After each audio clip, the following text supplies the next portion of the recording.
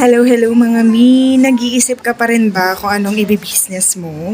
Bakit pa ba tayo lalayo? Dito na tayo sa all-time favorite merienda, cheese stick! Kahit may nabibili na sa palengke na cheese stick, dito pa rin talaga ako sa homemade. Dahil nakakasiguro ka na maraming cheese at totoong cheese talaga yung gamit. Ito nga pala yung cheese na ginagamit ko. Nabili ko lang to sa palengke for only 113 pesos. 500 grams na siya. At bumili din ako ng small yung lumpia wrapper. 200 pieces na lumpia wrapper itong binili ko. At gagawa ako ng 400 pieces na cheese stick kasi hahatiin ko sa dalawa yung isang wrapper. Bukod sa mga mini donuts at milk tea na ginagawa ko, nagtitinda rin ako ng french fries at cheese stick. At talagang manai-encounter akong customer na nagtatanong, homemade ba yung cheese stick no? At syempre proud si atin yung girl. Syempre sinasabi ko nagawa ko at homemade at real cheese ang gamit ko. At ito nga pala ang aking katuwang sa aking small business.